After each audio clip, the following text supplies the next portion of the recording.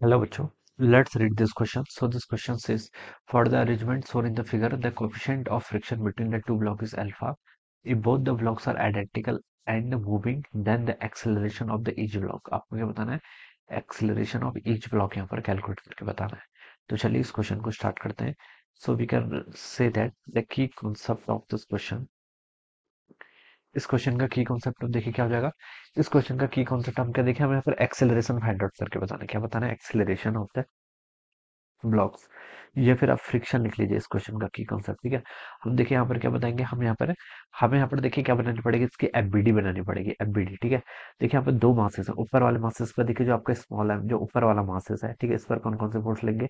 M इसका मास है तो हम बता सकते हैं एम जी फोर्स लगेगा in the vertically downward direction. ठीक है, एक कौन सा फोर्स लगेगा, ऐसे नॉर्मल फोर्स लगेगा इस डायरेक्शन में. ठीक है, इसे ये देखिए आपकी स्ट्रिंग के साथ क्या कर रखा है, ऐसे कनेक्ट कर रखा है. ठीक है, तो इस पर देखिए एक आपका टेंशन फोर्स लगेगा. टेंशन फोर्स देखिए क्यों लगेगा, क्योंकि नीचे वाला जो कैपिटल मास है देखिए वो आपका क्या कर रहा है, उस पर एफ फोर्स लग रहा है. ठीक है, और वो हमसे बोल रखा है कि both the blocks are identical, और ये आपके क्या कर रहे हैं, मूव कर रहे हैं. ठीक है, तो हम बता सकते हैं नीचे वाले ब्लॉक की टेंडेंसी किस साइड को मूव करने की, राइट साइड को. ठीक है, तो उस पर टेंशन आपका ऐसे लगेगा. टेंडेंसी देखिए नीचे वाले ब्लॉक की क्या आपकी, ये मान लीजिए आपका बिगर ब्लॉक है नीचे वाला, इस पर आपका इस तरीके से फोर्स एफ लगा हुआ है. ठीक है, और यहाँ पर से देखिए ऐसे क्या लग रहा है, इस पर टेंशन लग रहा है. ठीक है, तो हम इसको ऐसे बता सकते हैं.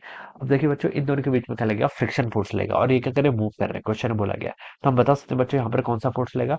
यहाँ पर आप बता सकते हैं, देखिए ये आपका अपर ब्लॉक है. ठीक है, इस अपर ब्लॉक को बच्चों मान लेते हैं ए बोल देता हूँ, और नीचे वाले ब्लॉक को मैं बी बोल देता हूँ. ठीक है, अपर ब्लॉक में देखिए फ्रिक्शन किस डायरेक्शन में लगेगा, टुवर्ड्स राइट, इस डायरेक्शन में लगेगा. ठीक है, क्योंकि टेंडेंसी ऑफ फ्रिक्शन फोर्स करता है क्या, it always opposes the tendency of rotating motion. तो ये आपका इस डायरेक्शन में एक्ट करना चाहिए. This is my friction force. ठीक है, इसमें आपका फ्रिक्शन फोर्स ऐसे लगेगा, तो बता सकता हूँ बाई एक्शन रिएक्शन, इस पर आपका फ्रिक्शन फोर्स नीचे वाले ब्लॉक पर, बड़े वाले ब्लॉक पर आपका इस तरीके इसमें लगना चाहिए. ठीक है, तो ये देखिए हमने यहाँ पर क्या बना ली, दोनों की यहाँ पर एफबीडी आपने ड्रॉ कर लिया. ठीक है, अब फ्रिक्शन देखिए आप कैलकुलेट कर सकते हैं. फ्रिक्शन देखिए किसके इक्वल होता है, फ्रिक्शन फ्रिक्शन होता है आपका coefficient of friction into normal. Coefficient of friction देखिए यहाँ पर कितना गिवन कर रखा है, कोएफिशिएंट ऑफ फ्रिक्शन यहाँ पर अल्फा के इक्वल बोल रखा है, इनटू आपका नॉर्मल. नॉर्मल कितना है, एम मास है, एम जी के इक्वल हो जाएगा. ठीक है, तो ये आपने फाइंड आउट कर लिया. अब देखिए इसमें हम न्यूटन लॉज ऑफ मोशन लगा लीजिए. पहले हम ब्लॉक ए में लगाते हैं. ब्लॉक ए का मोशन देखिए किस डायरेक्शन में, लेफ्ट डायरेक्शन की तरफ. ठीक है, तो लिख सकता हूँ मास टाइम्स एक्सेलरेशन, इसको सपोर्ट कौन कर रहा है, टेंशन, माइनस फ्रिक्शन इसका अपोज कर रही है, तो यहाँ से ये हो जाएगा. ठीक है, this is my equation number 1. ठीक है, अब ब्लॉक बी के लिए देखिए आ जाइए. ब्लॉक बी में देखिए हम क्या बता सकते हैं, मास इंटू एक्सेलरेशन. ये राइट साइड को मूव कर रहा है, फोर्स एफ क्या कर रहा है, इसका सपोर्ट कर रहा है. ठीक है, एक आपका टेंशन लग रहा है और दूसरा फ्रिक्शन लग रहा है अपोजिट डायरेक्शन में, तो हम इसको यहाँ से ऐसे लिख लिया. ठीक है, दिस इज माई इक्वेशन 2. ये क्या हो जाएगी, मेरी इक्वेशन 2 हो जाएगी. ठीक है, हमसे यहाँ पर क्या बताना है, एक्सेलरेशन बताना है. तो देखिए हम टेंशन को रिप्लेस कर लेते हैं, यहाँ से क्या कर लेते हैं, टेंशन को रिप्लेस कर लेते हैं. ठीक है, तो देखिए मैं यहाँ पर से ऐसे लिख सकता हूँ इक्वेशन 2 को, देखिए F A equal to F minus T.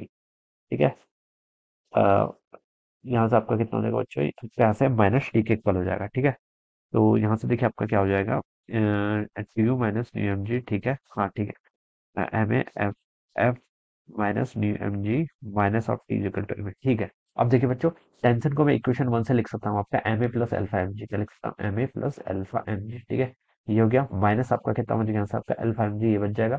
इसको सॉल्व करेंगे, देखो एम ए की वैल्यू होगी, यहाँ से आ गई आपकी F minus of M A, alpha M G minus और माइनस अल्फा एम जी जोड़ेंगे तो यहाँ से टू अल्फा एम जी हो जाएगा. ठीक है, ये वैल्यू आपके यहाँ से इतनी आ गई. आपको क्या बताना था, एक्सेलरेशन. तो एम ए ये minus M A left side आएगा, तो कितना हो जाएगा आपका, two M A, it should be equal to F minus two alpha M G. ये वैल्यू आपकी यहाँ से इतनी जाएगी. यहाँ से आपको एक्सेलरेशन बताना है, एक्सेलरेशन हो जाएगा आपका F by two F minus आपके यहाँ से कितना हो जाएगा, टू एम से आपका टू कैंसिल, तो अल्फा जी हो जाएगा. So this should be the acceleration. ये क्या होगा आपका acceleration, F divided by two M minus alpha g. तो बच्चों देखिए कौन सा ऑप्शन मैच कर गया, सी ऑप्शन मैच कर गया. So we consider option C क्या होगा, इसके करस्पॉन्डिंग आपका करेक्ट आंसर हो जाएगा. Alright, so this is how we will solve this problem. So I hope you all understood this concept. All the best and thank you so much.